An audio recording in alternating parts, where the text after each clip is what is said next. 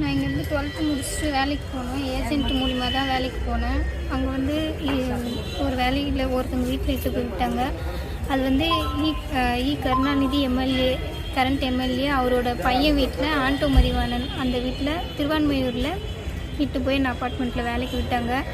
வேலையில் விட்டோடனே நான் அப்போ தான் ஸ்டார்டிங் வேலைக்கு போகிறேன், புதுசாக அப்போ தான் வேலைக்கு போகிறேன். என்னால் வேலை செய்ய முடியலன்னு 2 நாள்லேயே சொல்கிறேன் அவங்கள்ட்ட. அவங்க என்ன பண்ணுறாங்க, இல்லை முடியாது, நீங்கள் வேலை செய்யணும்னு சொல்லி என்னை அடித்து என் ஃபோனை பிடுங்கி வச்சுட்டாங்க. அதுக்கப்புறம் எங்கள் அம்மாவுக்கு ஃபோன் பண்ணணும், நான் என்னால் இங்கே இருக்க முடியாதுன்னு சொல்லும்போது என்னை பிளாக்மெயில் பண்ண ஆரம்பித்தாங்க. இந்த மாதிரி நான் உங்கள் அம்மாவை சாவடிச்சிருவேன், தம்பி சாவடிச்சிருவேன், நீங்கள் வேலை செஞ்சு தான் ஆகணும், இல்லைனா உங்கள் குடும்பத்தையே நான் ஒன்றும் இல்லாமல் பண்ணிடுவேன்னு சொல்லி என்னை பிளாக்மெயில் பண்ணாங்க. பிளாக்மெயில் பண்ணிவிட்டு இப்போ உங்கள் அம்மா வருவாங்க, ஏஜென்ட் மூலிமா 6 மாதத்துக்கு நீ அக்ரிமெண்ட் போடணும், நீ கையெழுத்து போட்டே ஆகணும், நீ கையெழுத்து போடலைன்னா நான் என்ன நடக்கும்னே தெரியாது, நாங்கள் வந்து எம்எல்ஏ வீடு, எங்கள்கிட்ட பவர் இருக்குது, நாங்கள் என்ன வேணால் பண்ணுவேன் அப்படின்னு சொன்னாங்க.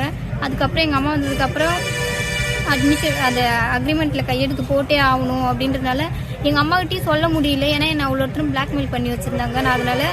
நான் கையெழுத்து போட்டேன். அவங்க சொன்னாங்க, என்கிட்ட நம்பிக்கை கொடுத்தாங்க, 6 மாதம் நீ செய்யுமா, உன்னை உடனே அமுச்சிருவோம், வேறு பொண்ணு வந்த உடனே உன்னை அமுச்சிருவோன்னு சொல்லி தான் என்னை இது பண்ணாங்க. அன்றைக்கி ஒரு நாள் என் கன்னத்தில் அரைஞ்சவங்க தான்.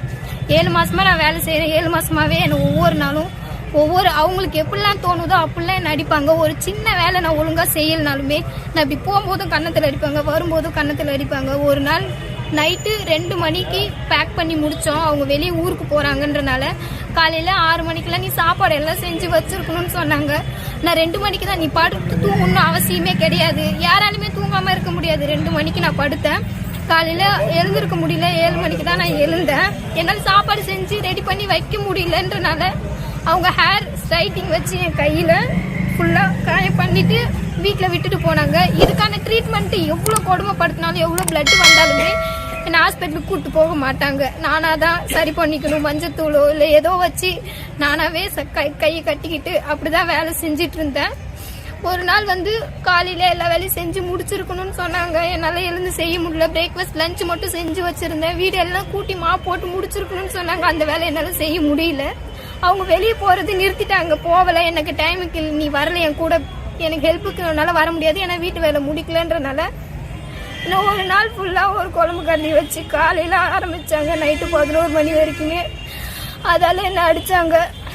என் தலையில் வாயிலிருந்து பிளட்டு வருது, என்னை விட்டுருங்க, நான் கெஞ்சுறேன், என்னை விட்டுருங்க, நான் வீட்டுக்கு போகிறேன், என்னை விட்டுருங்கக்கா, என்னால் முடியலன்னா உங்கள் காலை பிடிச்சி கெஞ்சுறேன் அப்படின்னு விடலை. போய் மூஞ்சி கழுவிடுவான்னு சொல்லி என்ன அடிக்கிறாங்க. என்னோட ஜஸ்டில் எவ்வளோ ஒருத்தர் அடிச்சிருக்காங்க, என்னால் சொல்ல முடியல. நைஃப் வச்சு என் கழுத்து கீறி எல்லாம் பண்ணியிருக்காங்க. நியூஸ் பேப்பரில் வேலை பற்ற வச்சு என் வாய்க்கிட்ட எரிச்சு ஃபுல்லாக. இதுக்கு கூட ட்ரீட்மெண்ட்டுக்கு எங்கேயுமே கூட்டு போக மாட்டாங்க, ஒரு டேப்லெட்டு கொடுக்குறது எதுவுமே கொடுக்க மாட்டாங்க, நானாவே சரி பண்ணிக்கணும். இவ்வளோ அடிக்கிறாங்க, என்னால் வேலை செய்ய முடியல அப்படின்னு சொன்னாலுமே ஏன் வேலை செய்யலைன்னு மறுபடியும் அடிச்சு அடுத்துலேயே திரும்பவும் அடிக்கிறாங்க. என்னால் ரொம்ப முடியல. ஒரு நாள் ஃபுல்லாகவே விடாமல் துருத்தி அடித்தா கூட பரவாயில்ல, நீ அடிச்சுக்கிட்டு நீ வேலை செய்யணும்னு என்னை வேலை செய்ய வச்சாங்க. அப்பயும் வேலை செஞ்சுட்டு தான் இருந்தேன்.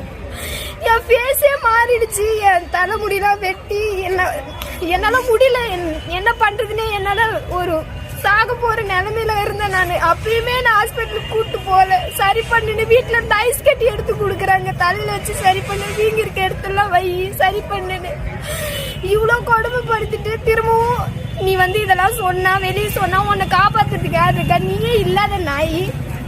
நான் பெரிய எம்எல்ஏ வீட்டில் இருக்கிறேன், எம்எல்ஏ மருமவன் நான் ஒரு வார்த்தை சொன்னா உங்க வீடே இல்லாம பண்ணிடுவாங்கன்னு சொல்லி என்னை அவ்வளோ பிளாக்மெயில் பண்ணாங்க. என்னோட பர்சனல் மேட்டர்ல நீ அவங்கள்ட்ட பேசுற, நீ உங்கள்கிட்ட பேசுறேன்னு என்னை பொய்யா ஒரு டாக்குமெண்ட், எனக்கு தெரிஞ்ச டாக்டர் இருக்காங்க, நான் அவங்கள்ட்ட சொல்லி நீ அபார்ஷன் பண்ணுன்னு சொல்லி எனக்கு இர்ரெகுலர் பீரியட்ஸ் இருக்கு, அதெல்லாம் அவங்க யூஸ் பண்ணிட்டு நான் ஒரு போலி டாக்குமெண்ட் ரெடி பண்ணி உன் ஊர் ஃபுல்லாக சொல்லிடுவேன், உன்னை அசிங்கப்படுத்திடுவேன். அதுக்கப்புறம் நீ எங்கே போவே, நீ எங்கே யார்கிட்ட சொல்லி என்ன பண்ண முடியும், என் ட்ரெஸ் எல்லாம் கழட்டி நீ வெளியே போடின்னு என்ன இது பண்ணியிருக்காங்க. நான் அவ்வளோ கெஞ்சுவோம், வேண்டாம் என்ன விட்டுருங்கன்னு சொல்லி.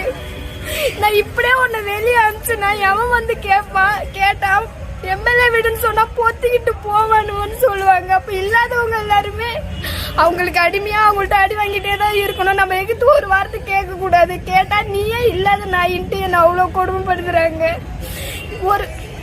சின்ன வேலை, ஒரு பாத்திரம் ஒழுங்கா கழுவலையோ இல்ல ஒரு துணி ஒழுங்கா மடிச்சு வைக்கலையோ, அதனால மிளகாத்தூள் அவங்களுக்கு என்னென்ன விதவிதமா தோணுதோ கொடுமை பண்ணணும்னு நினைக்கிறாங்களோ அந்த மாதிரிலாம் என்ன பண்ணாங்க, மிளகாத்தூளை கரைச்சி குடிடின்னு குடிக்க சொல்லுவாங்க.